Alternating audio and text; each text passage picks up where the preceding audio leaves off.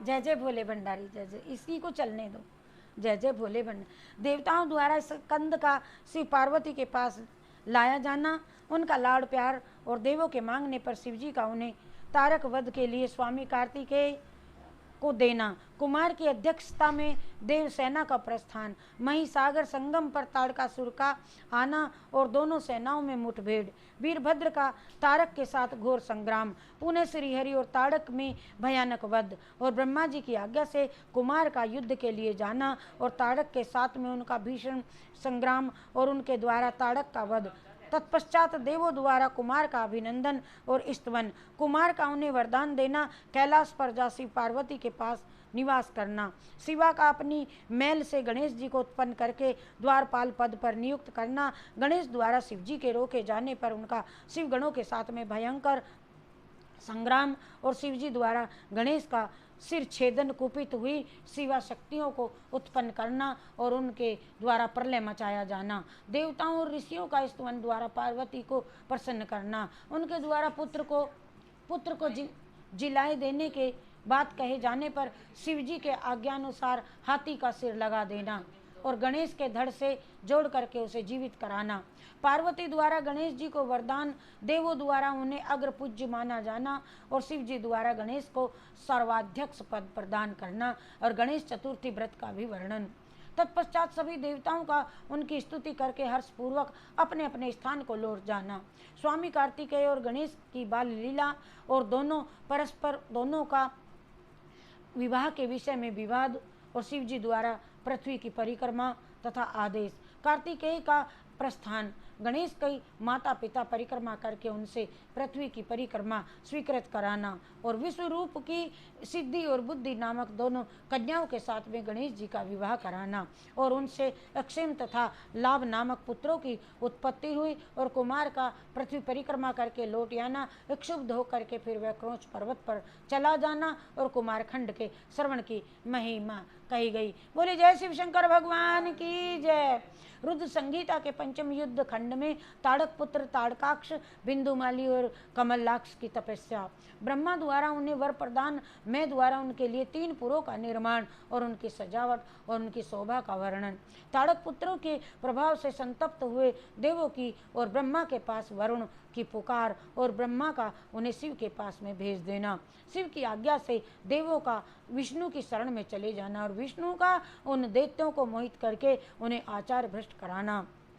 देवों का शिवजी के पास जाकर के उनका स्तवन करना, शिवजी के त्रिपुर वध के लिए उद्यत न होने पर ब्रह्मा और विष्णु का उन्हें समझा देना, विष्णु के बताए हुए शिव मंत्र का देवों द्वारा तथा विष्णु द्वारा जप और शिवजी की प्रसन्नता और उनके लिए विश्वकर्मा द्वारा सर्वदेव में रथ का निर्माण करा देना,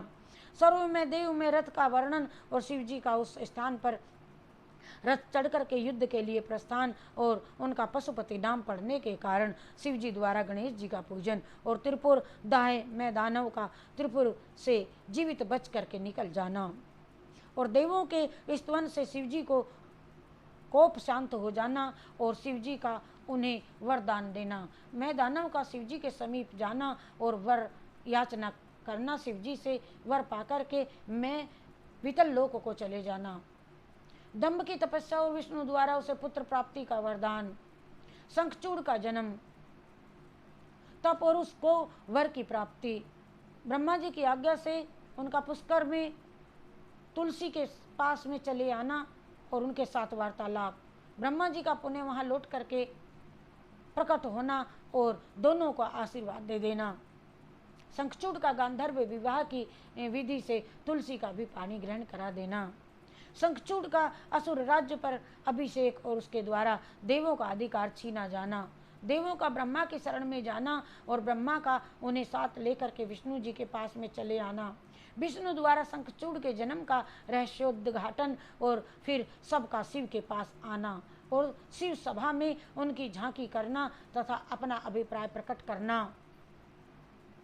देवताओं का रुद्र के पास जाकर के अपना दुख निवेदन करना, रुद्र द्वारा उन्हें आश्वासन और चित्ररथ को शंखचूड़ के पास भेज देना, चित्ररथ के लौटने पर रुद्र का गणों पुत्रों भद्रकाली सहित युद्ध के लिए प्रस्थान, इधर शंखचूड़ का सेना सहित पुष्प भद्रा के तट पर पड़ाव डालना और दानवराज के दूत और शिव की बातचीत। देवताओं और दानवों से युद्ध। शंखचूड़ के साथ में वीरभद्र का संग्राम, पुनः उनके साथ भद्रकाली का भयंकर युद्ध करना और आकाशवाणी सुन करके निर्वत होना। शिव जी का शंखचूड़ के साथ में युद्ध और आकाशवाणी सुन करके युद्ध से निर्वत हो विष्णु जी को प्रेरित करना। विष्णु द्वारा शंखचूड़ के कवच और तुलसी के सील का अपहरण। फिर रुद्र के हाथों त्रिशूल का शंखचूड़ का वध और शंख की उत्पत्ति का कथन। विष्णु द्वारा तुलसी के सील हरण का वर्णन और कुपित हुई तुलसी द्वारा विष्णु को श्राप और शंभु द्वारा तुलसी और सालग्राम शिला के महात्म का वर्णन। उमा द्वारा शंभु के नेत्र मूंद लिए जाने पर अंधकार में शंभु के पसीने से अंधकासुर की उत्पत्ति हुई। हिरण्याक्ष की पुत्रार्थ तपस्या और शिव का उसे पुत्र रूप में अंधक को दे देना। हिरण्याक्ष का त्रिलोकी की जीत करके पृथ्वी को रसातल में ले जाना और बराह रूपधारी ब्रह्मा और विष्णु जी द्वारा उनका वध। बोलो जय शिव शंकर भगवान की जय। जय जय भोले भंडारी, जय जय भोले भंडारी, जय जय भोले भंडारी, जय जय भोले भंडारी, जय जय भोले भंडारी, जय जय भोले भंडारी,